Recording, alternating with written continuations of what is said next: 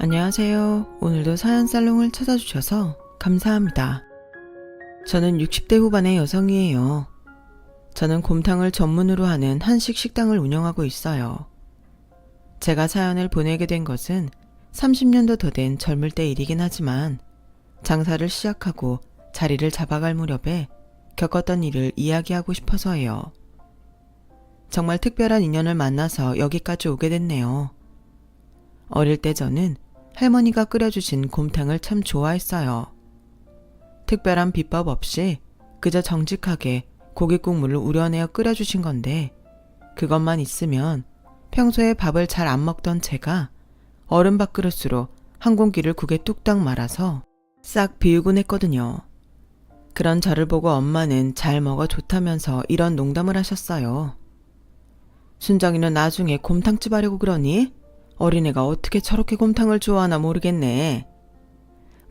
나 곰탕집 할 거야. 장사 잘해서 돈도 많이 벌 거야. 라며 어린 저는 아무것도 모르면서 그런 말을 했다는 거였어요. 그런데 말이 씨가 된다라고 하잖아요. 저나 저의 가족은 아무도 제가 곰탕집을 할 거라고 꿈에도 생각하지 못했어요. 그저 어린아이가 엄마가 하는 말에 멋모르고 대답하는 소리라고 그렇게 생각하고 넘어갔죠. 저희 집은 그렇게 부유한 편이 아니었지만 남에게 아쉬운 소리를 할 정도도 아니었어요. 제가 마음먹고 공부해서 대학 보내달라고 하면 부모님이 알겠다고 하실 정도는 된다는 걸 저도 알고 있었어요. 고등학교 2학년 때 저는 대학을 갈지 말지 고민했어요. 제가 고등학생이었을 당시에는 여자들이 대학을 가긴 했지만 꼭 가야 된다는 분위기는 아니었거든요. 그런데 연희와 할머니와 아빠가 돌아가시면서 저의 그런 고민은 사치스러운 게 되어버렸어요. 당장 제 아래로 동생 둘이 있는데 선천적으로 몸이 약하신 엄마가 저와 제 동생을 전부 공부시키면서 생활비까지 되는 건 너무 힘든 일인 게 그 나이에 제가 봐도 알겠더라고요.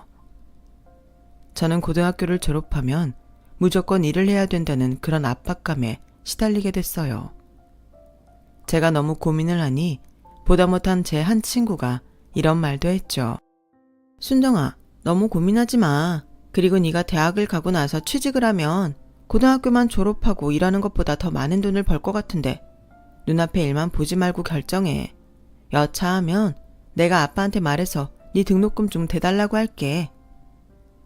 그 친구는 아주 부유했기 때문에 정말 사심 없이 오로지 제 처지를 생각해서 해준 말이었어요. 그 말에 혹하지 않은 건 아니었어요. 하지만 그렇게 되면 친구한테 너무 큰 빚을 지게 될 것 같더라고요. 그리고 제가 공부를 잘하는 편이 아니라 좋은 대학을 갈 수 없을 것 같았죠. 그러면 차라리 그냥 졸업하자마자 일을 하는 게 낫겠다 싶었어요. 미영아, 말만이라도 정말 고마워. 근데 내가 공부하고 있느라 시간 지체하면 엄마도 내 동생들도 너무 힘들 것 같아. 내가 정말 좋은 대학에 가서 좋은 직장을 잡으면 모르겠지만 안 그러면 고등학교 졸업하고 일하나 비슷할 것 같아.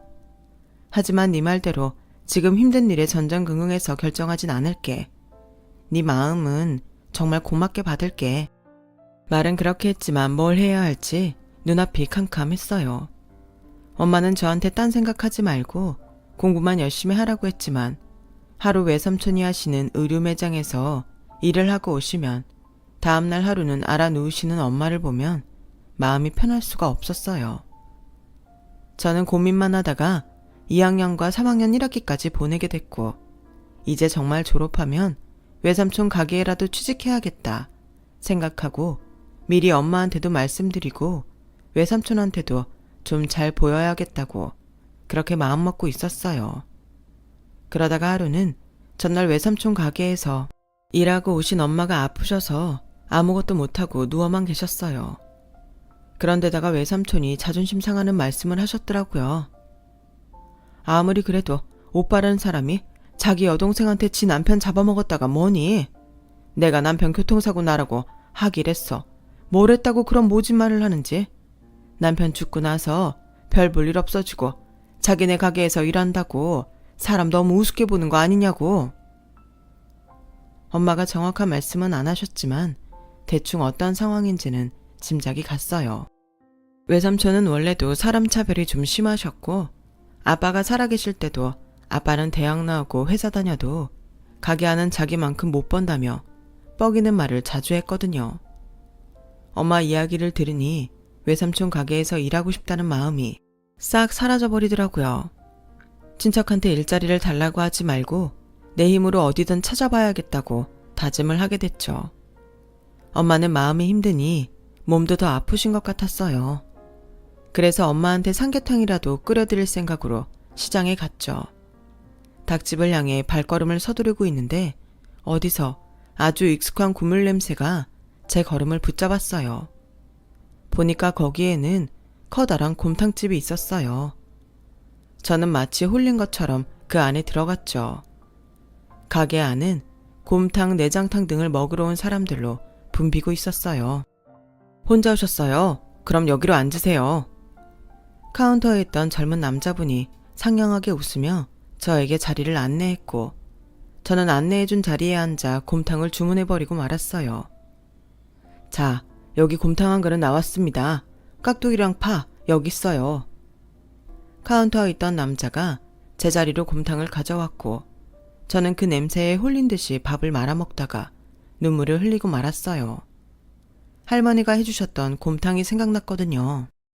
하지만 곰탕 맛은 할머니가 끓여주셨던 것처럼 소박한 게 아닌 아주 깊고 고소한 맛이 났어요. 한 그릇을 뚝딱 먹어치우고 나서야 정신이 든 저는 가격표를 봤어요. 그랬더니 제가 먹은 것과 엄마 드릴 걸 한 그릇 포장하면 돈이 아주 조금 부족하더라고요. 저는 카운터에 그 친절한 젊은 남자에게 부탁을 했어요. 저기, 제가 곰탕 한 그릇 가져가고 싶은데요. 죄송한데 제가 먹은 거하고 한 그릇을 포장하면 50원이 모자란데 혹시 외상으로 해주실 수 있나요? 엄마가 아파서 꼭 이거 드리고 싶거든요. 제가 이따 그릇 가져오면서 50원 꼭 갖다 드릴게요. 그러자 그 젊은 남자가 저를 가만히 보다가 카운터를 나와서 주방 쪽으로 가더라고요. 저는 가슴이 쿵쾅거리고 얼굴에 열이 달아올랐어요. 처음 보는 사람한테 부족한 돈을 외상으로 달라고 한 것도 태어나서 처음 해보는 일이었고 왠지 지금까지 친절했던 그 젊은 남자가 사장이라도 데리고 나와서 저한테 창피를 주고 쫓아낼 것 같았거든요. 만약에 그런 일이 생겨도 절대 기죽지 말자 하고 있는데 뜻밖에도 그 남자는 중간 크기의 냄비를 들고 나오더니 저한테 넘기는 거였어요. 뜨거우니까 조심해서 잘 가지고 가야 돼요. 집이 멀지는 않은 거죠? 그래도 가서 좀 데워서 엄마 드리면 뜨끈하고 좋으니 몸이 풀리실 거예요. 아, 정말 감사합니다.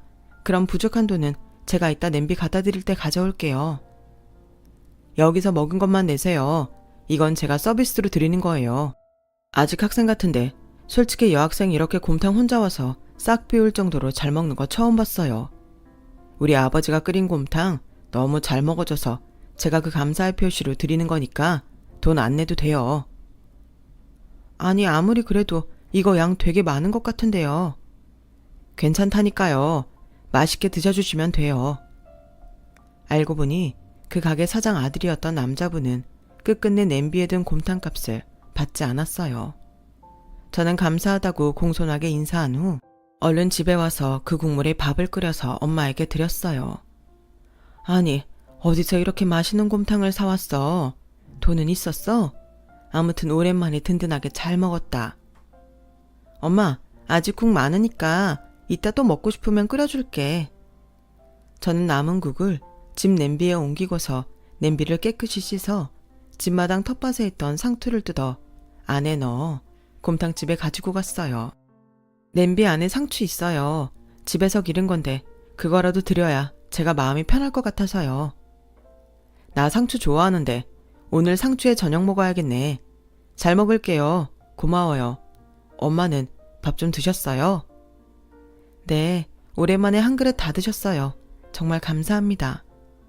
그거 너무 잘 됐네. 나도 고마워요. 그날 이후로 저는 그 집 곰탕 맛이 잊혀지지 않아서 몇 번이고 가게를 기웃거렸어요. 하지만 항상 저한테 용돈이 있는 것도 아니었고 있더라도 아껴 써야 하는 형편이었기 때문에 마음 내키는 대로 사 먹을 수 있는 처지도 아니었거든요. 하굣길에는 일부러 그 가게 앞을 지나가려고 돌아서 오는 일도 많았어요. 친구가 그런 저를 몇 번 보더니 하루는 팔을 붙잡고 그 가게 안으로 끌고 들어가더라고요. 여기 곰탕 2그릇 주세요. 야, 갑자기 네가 곰탕은 왜? 그냥 내가 먹고 싶어서 같이 먹어달라고. 돈은 내가 낼게.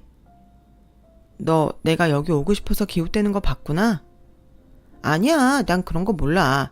아무튼 나 이거 먹고 싶어. 저는 친구 마음이 너무 고마워서 잘 먹겠다고 하고는 사장 아들이 있는지 가게 안을 살펴봤어요. 그런데 그날은 아들이 없고 다른 사람이 있더라고요. 다시 만나면 전에 고마웠다는 인사라도 하려고 했는데 아쉬웠죠. 식사가 나오고 둘이 뜨거운 국을 후후 불어가며 먹는데 친구가 느닷없이 이런 말을 하는 거였어요. 너 이런 곰탕집 편보는 거 어때? 어디 취직할지 고민 많았잖아. 너 곰탕 좋아하니까 적성에도 잘 맞을 것 같아. 그리고 여기는 진짜 맛있다. 나 원래 곰탕 많이 안 먹는데 여기 건 계속 먹힌다. 너 여기서 일할 수 있었으면 좋겠다. 내가 말해볼까? 됐어. 일단 오늘은 그냥 먹자. 혹시 하게 돼도 내가 할게. 사장을 찾아 두리번거리는 친구를 진정시켜서 밥을 먹게 했지만 친구 말을 들은 제 가슴은 쿵쾅거렸어요. 제가 왜 이 생각을 못했나 싶을 정도로 가슴이 설레더라고요. 할머니가 끓여주신 것처럼 소박한 집밥 느낌은 아니지만 이렇게 맛있는 곰탕은 정말 손에 꼽을 정도였는데 왜 이런 데에 취직하겠다는 생각을 하지 못했을까요? 하지만 저는 그날 결국 여기서 일하고 싶다는 말은 못한 채 집에 돌아오고 말았어요. 친구한테는 언젠가 꼭 갚겠다고 고맙다고 했죠. 친구는 오히려 저한테 용기 내서 거기서 일하게 해달라고 꼭 말하라고 저를 격려했고요. 친구 말이 방아쇠가 됐는지 저는 다음날 혼자서 다시 그 곰탕집에 들어갔어요. 그랬더니 카운터에서 사장 아들이 저를 알아보고 반갑게 맞이하더라고요. 학생, 또 왔네요. 곰탕 줄까요? 저 졸업하면 여기서 일하게 해주세요. 정말 열심히 할게요. 저 진짜 곰탕 좋아해요. 아주 작은 일이라도 좋으니까 저 써주세요. 막무가내로 들이받는 저를 사장 아들은 놀라서 보더니 저를 구석에 있는 자리로 데려갔어요. 사장 아들은 제 사정을 진지하게 들어줬고 제 이야기를 다 듣고 나서 진심으로 이렇게 말했어요. 학생 뜻은 너무 잘 알겠고 집에 어려운 사정도 알겠어요. 그래도 일이 학생하기에는 아주 힘들 수도 있어요. 대학은 안 간다고 했으니 기말고사 끝나면 시간 있죠? 그럼 그때 와서 하루 1시간씩이라도 해봐요. 그리고도 할 수 있겠다 싶으면 말해요. 네, 정말 감사합니다.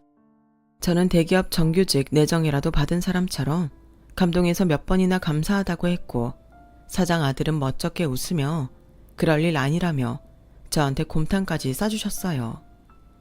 저녁 먹는 시간에 엄마와 동생들과 곰탕 먹으며 그 이야기를 했더니 다들 저를 걱정스럽게 봤어요.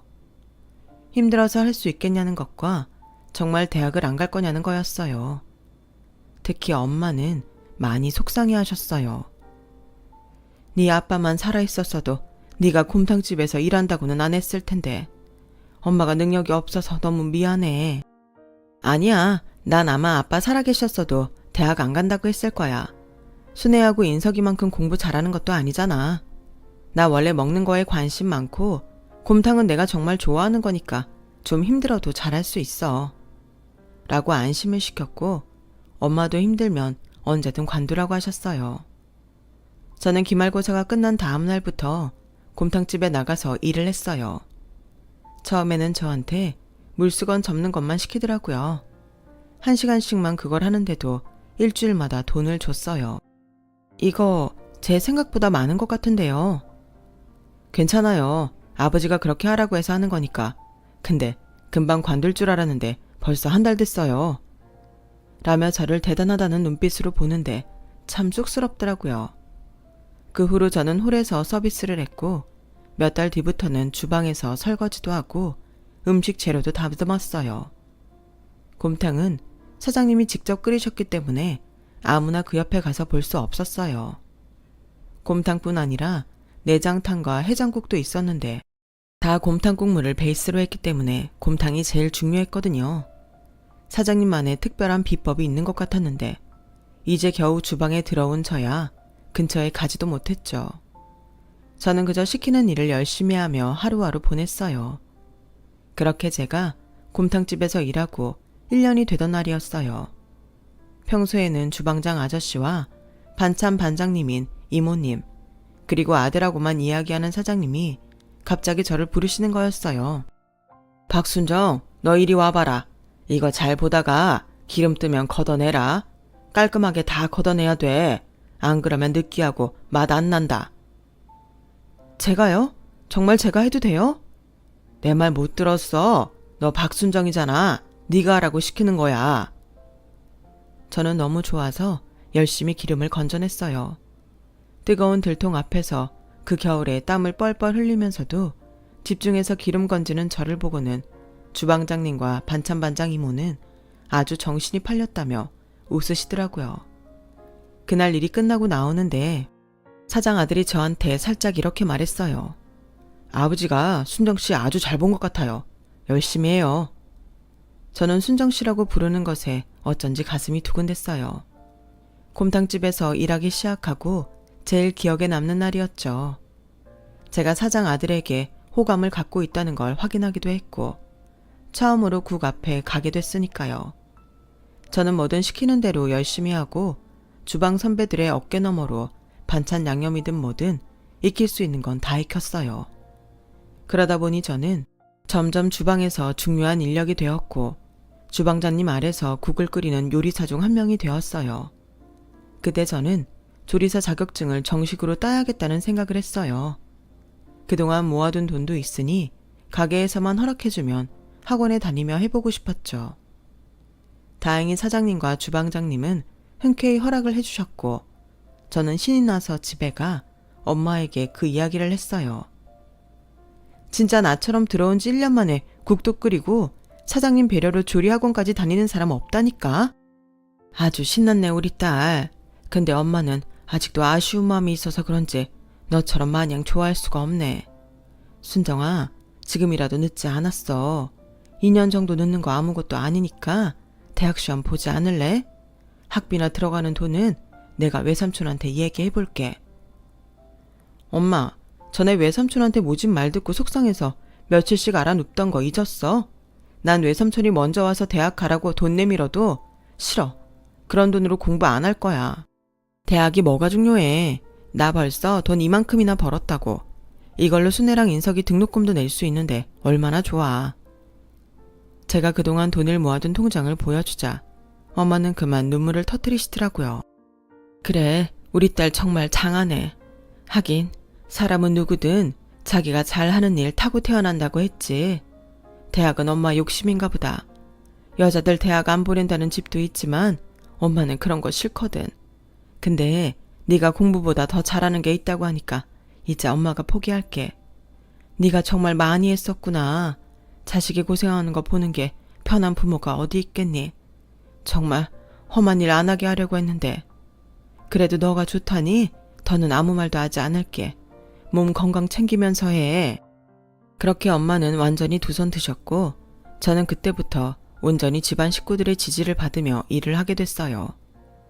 가족의 응원이라는 게 얼마나 큰 힘이 되던지 저는 매일 새벽같이 나가서 밤늦게 집에 들어오는데도 피곤한지도 잘 모르겠더라고요. 또 시간이 흘러 저는 1년 후 한식 조리사 자격증을 땄고 그 사이에 사장 아들과는 사귀는 사이가 되었어요. 다들 눈치채셨겠지만 그 사람이 제 남편이랍니다. 솔직히 사장님은 제 남편이 다른 여자 만나는 걸 은근히 바라셨던 것 같기도 했어요. 저와 사귀는 걸 알고 저를 좀 못마땅하게 보셨거든요. 그런데 어느 날 가게를 마치고서 저를 부르시더라고요. 내가 너 얼마나 괜찮은 앤지 다 안다. 그런데도 사람이 욕심이란 게 자꾸 조건을 보게 되더라. 근데 우리 혁중이가 그러더라고. 외할아버지도 아버지 조건 안 봤다고. 사실 나도 가난했거든. 혁중이가 너랑 꼭 결혼하고 싶다고 한다. 생각해보니 나도 이렇게 우리 곰탕 좋아해주는 며느리라면 최고인 것 같더라. 니네는 어느 정도의 마음의 결심을 한 걸로 안다. 내 대답만 남은 거지. 앞으로는 이제 우리 한 가족으로 잘해보자. 사실 그 당시 사장님은 저와 남편을 결혼시키는 데에 부담이 있었을 게 분명했어요. 왜냐하면 주방에서 한 직원이 반찬하고 김치 조리법을 빼돌리면서 가게 돈도 상당량 가지고 도망을 갔거든요. 다행히 곰탕 레시피는 사장님만 알고 있어서 못 가지고 나갔지만 그 일로 가게 타격이 심했고 금전적인 피해는 물론 사장님이 배신감에 많이 힘들어하셨죠. 그럼에도 저희에게 결혼을 하라고 한 건 순전히 저희 둘을 보고 결정하신 것 같아서 감사했어요. 엄마도 남편을 보고 사람이 착하고 성실해 보인다고 좋아하셨고 동생들도 새 가족이 생긴다며 기뻐했어요. 그렇게 저희는 모두의 축복 속에 결혼식을 올렸어요. 하지만 시아버지가 되신 사장님이 기력을 잘 차리지 못하셨고 얼마 안 가서 돌아가시고 말았어요. 결혼하고 반년도 안 돼서 일어난 일이기에 너무 속상하고 슬펐어요. 말은 없으셨지만 묵묵히 저를 인정해 주셨던 따뜻함이 좋았는데 그런 시아버지를 다시 뵐 수 없다니 너무 마음이 아팠어요. 남편도 정말 많이 슬퍼하며 장례를 마쳤어요. 하지만 남편은 결단력이 있는 사람이었어요. 기왕 이렇게 된 거 식당을 시내로 옮겨보고 싶어. 아예 서울에 가서 해보고도 싶고 아버지 곰탕이라면 서울에 가서 해도 승산 있다고 생각하거든. 나도 아버님 곰탕은 우리나라 어디에서도 통할 거라고 생각해. 당신 뜻에도 무조건 찬성이야. 단 너무 무리는 하지 마. 우리한테 지금 가장 적합한 곳이 어딘지 우리가 할 수 있는 내에서 나오는 대로 옮기기로 해. 남편은 아버님이 배신당하고 마음 아파하셨던 곳을 떠나고 싶어 했고 저는 그런 남편의 심정을 이해했기에 함께 하기로 했어요. 저희는 서울 변두리에 괜찮은 식당 자리를 알아봤어요. 물론 저희가 살던 곳보다는 3배가 비쌌지만 그 정도면 감당할 수 있겠다 싶었고 꼭 중심가나 인기 많은 곳에서 새 출발해야 된다고 생각하지 않았거든요. 저희가 가게를 옮길 당시에 제 동생들은 둘 다 서울에 있는 대학을 갔기 때문에 저는 친정엄마한테도 서울로 같이 올라가자고 했어요. 순애랑 인석이도 서울 가는데 엄마 혼자 쓸쓸하게 여기 남아있는 것도 그렇잖아. 그래도 될까? 여기 아빠랑 있던 추억도 그대로 있는데 우리가 전부 가버리면 아빠 섭섭해하지 않을까? 우리 명절 때면 아빠 보러 올 거잖아. 엄마가 순애랑 인석이 옆에 있으면 둘도 더 좋아할걸? 결국 엄마도 그러자고 했고 저희 가족 모두가 서울에서 인생 2막을 시작하게 됐어요. 호기롭게 시작한 가게였지만 처음에는 쉽지 않았어요. 저희가 살았던 곳은 수도권에서도 꽤 떨어진 곳이어서 서울에서는 저희 가게 곰탕을 모르는 게 당연했죠. 처음에는 이렇게 장사해서 새는 낼 수 있을지 걱정이 될 정도였어요. 하지만 남편은 실망하지 않고 손님 한 사람 한 사람 정성을 쏟았고 어떤 반찬을 잘 먹는지까지 기억했다가 다음에 오면 서비스로 더 주곤 했어요. 손님들도 곰탕도 느끼하지 않고 맛있는데 서비스까지 훌륭하다며 저희 가게 소문을 많이 내주셨어요. 그러다가 일이 아주 바쁜 손님이 우리 가게가 배달을 해줬으면 좋겠다는 말을 했고 그 말에 남편은 바로 배달을 하겠다고 결정했어요. 사실 그동안은 저와 남편 그리고 주방 이모 이렇게 3사람이서 일을 했기 때문에 배달을 하기 힘들었어요. 일단 적자를 면하고 조금이나마 수입을 늘리려고 최대한 직원을 두지 않고 있었거든요. 식재료를 사는 데에서는 돈을 아끼지 않고 좋은 것을 샀으니 지출을 줄일 수 있는 게 인건비였으니까요. 그래도 손님이 원하시니 남편이 바로 결정을 하더라고요. 그럼 나도 같이 배달할게. 됐어. 당신은 주방에서 이모하고 반찬하는 것도 바쁜데 왔다 갔다 하면 힘들어서 안 돼. 그래도 당신 혼자는 무리야. 손님들 있는 거 봐서 둘이 돌아가면서 하자. 그렇게 해. 제가 우겨서 배달은 둘이 융통성 있게 해나갔어요. 저희 가게가 배달을 한다고 하니 배달 주문이 굉장히 많아졌어요. 다행히 동생들이 마침 방학을 해서 가게 일을 도와줬고 그 덕에 저희는 큰 무리 없이 가게 손님과 배달 주문을 잘 소화해낼 수 있었어요. 그러다가 하루는 15분 거리쯤 되는 데에서 곰탕 한 그릇을 주문하는 전화가 왔어요. 저는 순간 그 주문을 못 받는다고 하려고 했어요. 가게는 손님들이 붐벼서 손이 부족한데 동생들도 그날따라 각자 사정이 있어서 오지 못했거든요. 하지만 어쩐지 수학이 넘은 목소리가 정이 가는 것이 뭔가 기분이 이상하더라고요. 꼭 그 주문을 받아줘야 될 것 같았어요. 아주 기운이 없는 제 나이 또래 여자 목소리였는데 힘들게 전화하는 것 같았어요. 알았어요. 곰탕 한 그릇이요. 갖다 줄게요. 그런데 시간이 조금 걸릴지도 몰라요. 괜찮겠어요? 네, 저희는 기다릴 수 있어요. 감사합니다. 한 그릇을 시키는데 저희라고 하니 누구랑 나눠 먹나 보다 하고 넉넉하게 담아서 제가 직접 배달을 하기로 했어요. 생각보다 지대가 높은 데에 있는 집이라서 가쁜 숨을 몰아쉬며 주소를 찾아갔는데 집들이 다닥다닥 붙어있는 골목 제일 끝에 작은 집이었어요. 안 그래도 집들이 작은데 거기서 더 작은 집이었죠. 제가 문을 두드리며 배달이 왔다고 하자 잠시 후 누가 문을 여는데 저는 하마터면 들고 있던 배달 가방을 놓칠 뻔했어요. 눈앞에 있는 사람은 저희 고등학교 절친이었거든요. 너 미영이지? 맞지? 어머 세상에, 이게 어떻게 된 일이니? 이게 얼마만이야? 미영아. 저는 친구 손을 붙잡았고 친구도 너무 놀라서 아무 말 못하다가 기운 빠진 얼굴로 희미하게 웃더라고요. 정말 오랜만이다. 난 이렇게 지내고 있어. 참, 음식값 줘야지. 라더니 한 칸짜리 방의 작은 서랍 위에서 지갑을 꺼내 동전을 세서 저한테 주는 거였어요. 저는 진짜 받고 싶지 않았지만 친구가 자존심 상할 것 같아 일단 받고서 방 안을 둘러보았어요. 보니까 아직 기어다니는 아이와 4~5살쯤 된 남자아이가 있더라고요.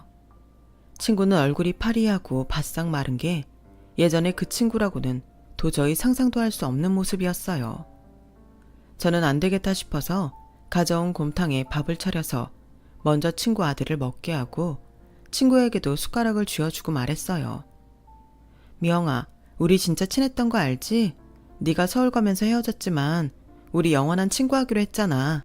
그러니까 무슨 일 있었는지 다 말해봐.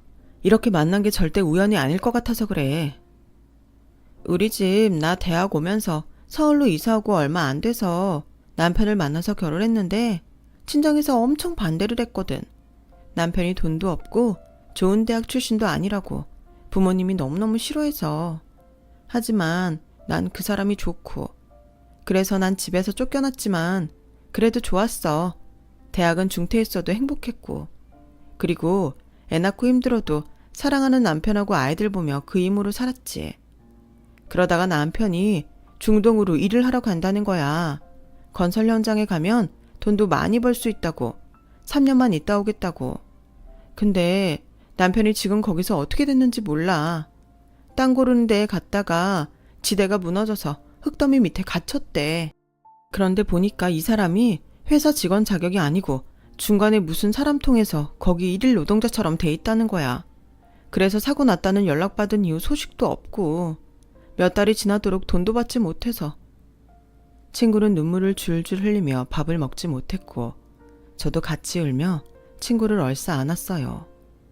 가게로 돌아온 저는 친구를 그대로 둘 수 없다는 생각에 급한 대로 주방에 들어가서 반찬에 밥에 국을 잔뜩 포장해서 다시 친구 집을 찾아갔어요. 이거 우리 마감 시간 다 됐는데 오늘 남은 거야. 애기들도 그렇고 너도 뭐 좀 먹어야지. 이럴수록 네가 잘 먹고 건강해야 돼. 라며 저는 무작정 친구 집 부엌에 들어가 냉장고 안에 반찬을 넣어놓고 국도 냄비에 부어놨어요. 정말 부족할 거 하나 없이 자란 친구가 이렇게 될 줄은 꿈에도 몰랐기에 너무 안쓰럽고 딱하기만 했어요. 내 꼴이 너무 우습지. 옛날엔 너한테 학비 준다고 잘난 척도 했었는데. 그런 말 마. 너 내 앞에서 잘난 척한 적 없어. 근데 네 친정에는 연락 안 할 거야? 일이 이렇게 됐는데 친정 부모님도 알고는 계셔야지. 하지만 친구는 입을 꾹 다문 채 고개만 저었어요. 부모님이 남편과 결혼한다고 할 때 너무 모진 말도 많이 했고 인격적인 모욕을 해서 이런 모습은 더 보여주기 싫다는 거였죠. 가게에 돌아왔는데 일이 손에 하나도 잡히지 않더라고요. 저는 어떻게든 친구 문제를 해결해야겠다 싶어서 남편에게도 자초지종을 이야기했어요. 그러자 남편은 중동 쪽 일에 대해 아는 지인들에게 전화를 돌리기 시작했고 저는 저대로 동창들 중에 친구의 친정이 어딘지 아는 사람들을 찾기 위해 수소문을 했어요. 다행히 동창 중 한 명이 친구의 친정을 알고 있었고 저는 바로 주소를 보고 찾아갔어요. 제 이야기를 들은 친구의 어머니는 두말 않고 저한테 앞장서라고 했고 저는 친구네 집으로 안내를 했죠. 친구는 자기 엄마를 보고 놀라긴 했지만 생각보다 담담했어요. 친구 어머니는 친구가 사는 곳을 쓱 둘러보고는 아이들이 있는 것까지 확인하고서 딸 어깨를 안고서 등을 때리시더라고요. 이 미련한 거사, 부모가 화나면 그런 말 할 수도 있지. 그렇다고 연을 끊어버린다고 연락도 없고 이러고 있으면서도 집을 안 오면 어떡해. 친구 어머니는 어느새 울고 계셨고 친구도 가만히 눈물을 흘리더라고요. 나는 어떻게 돼도 좋은데 우리 애들은 그만 힘들었으면 좋겠어요. 네가 어떻게 돼도 좋다니. 그럼 엄마 아빠 어떡하라고. 너 이렇게 부모한테 복수하는 거야, 이 독한 거사. 결국 친구도 친구 어머니도 저도 그 자리에서 펑펑 울고 말았고 아이들은 무슨 일인가 싶어 순진하게 눈만 말똥말똥 뜨고 있다가 엄마가 우니까 같이 막 울기 시작하더라고요. 일단 친구 어머니는 용달차를 불러서 친구 짐과 아이들 짐을 다 옮기고 아이들과 친구는 자가용에 태우고 그곳을 떠났어요. 순정이라고 했지? 그래, 우리 미영이 친구. 이제야 기억난다. 우리 애 찾아줘서 정말 고마워. 라며 친구 어머니는 고마워했고 저는 그저 얼른 친구가 편안해졌으면 좋겠다는 말만 했어요. 그런데 기적 같은 일은 또 일어났어요. 남편이 지인들을 통해 중동에 알아봤는데 친구 남편은 벌써 무너진 데에서 반장을 데리고 탈출했고 병원에서 치료도 받고 일도 하고 있었는데 소개해준 한국에 있는 브로커가 중간에서 남편 돈을 가로채려고 그냥 실종된 것처럼 처리했던 거였어요. 그 사실을 알게 된 친구 남편은 그 이야기를 반장한테 했고 반장은 화가 나서 회사에 말해 친구 남편을 직원으로 채용하게 됐다고 했어요. 그 소식은 곧 친구한테도 전해졌고 친구 친정에서는 화가 나 브로커를 찾아내 고소했고 그 사람은 결국 체포됐다고 하네요. 모든 일이 잘 됐고 저희는 다시 일상으로 돌아갔어요. 계절이 바뀌고 봄이 되고 언제나처럼 가게 문을 열고 바쁜 일과를 시작하고 있을 때였어요. 누가 저를 순정아 하고 부르는데 보니까 제 친구 아니겠어요? 친구는 한결 좋아진 모습으로 아이 손을 꼭 붙들고 저희 가게를 들어왔더라고요. 어머 미영아, 어떻게 왔어? 어떻게 오긴 인사하러 왔지. 하는데 뒤에서 한 남자가 들어오더라고요. 보니까 친구 남편이었어요. 친구 말로는 남편이 오고서 친정에서 보자고 했고 결국 두 사람 사이를 인정했다고 하네요. 부모님이 손자손녀 보니까 마음이 풀리실 것 같아. 우리 애들이 아주 효자들이야.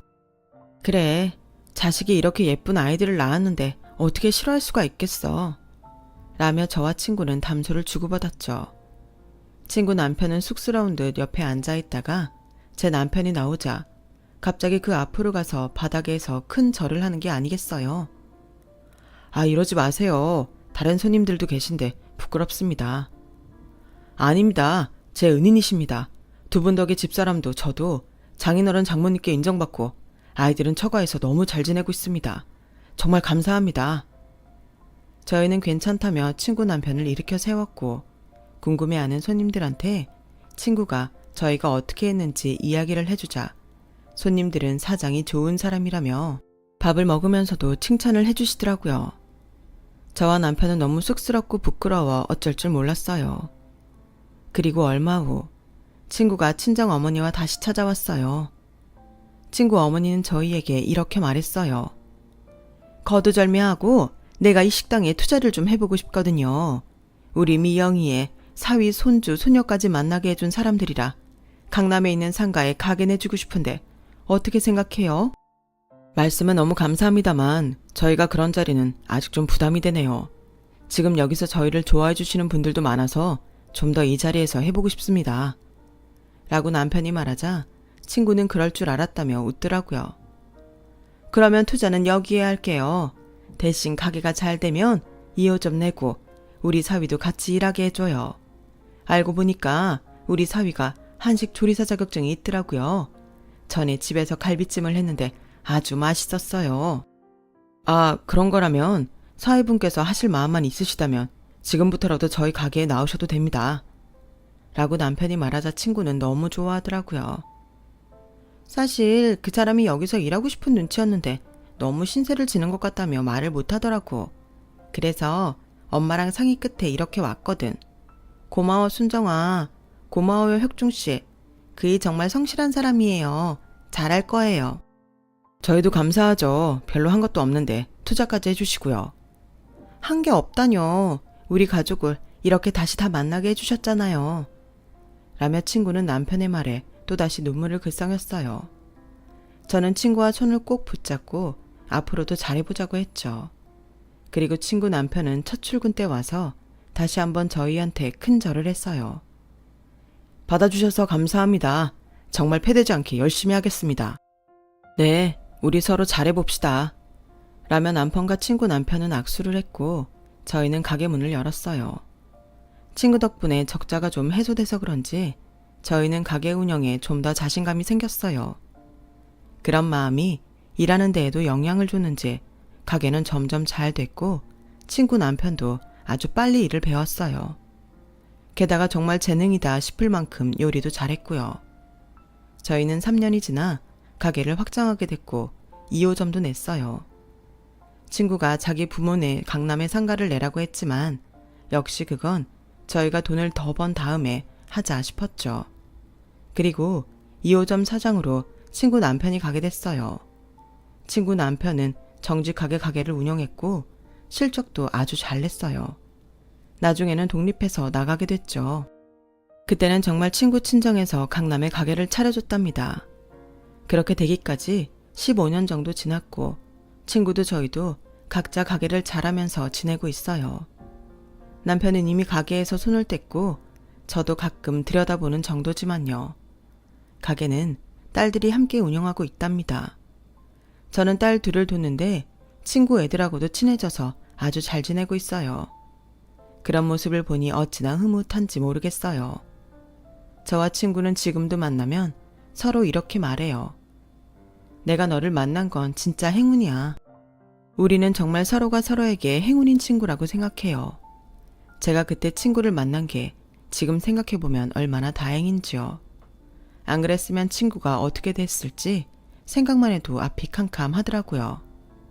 고집쟁이 친구는 아마 제 손으로 절대 친정에 연락 안 했을 거예요. 하늘이 너를 보내서 우리 집에 연락했나 봐. 지금도 친구는 그렇게 말하고 있어요.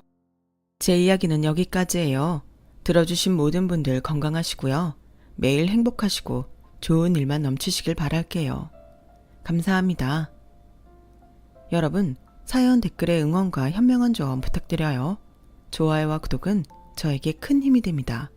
오늘도 좋은 일 가득하세요.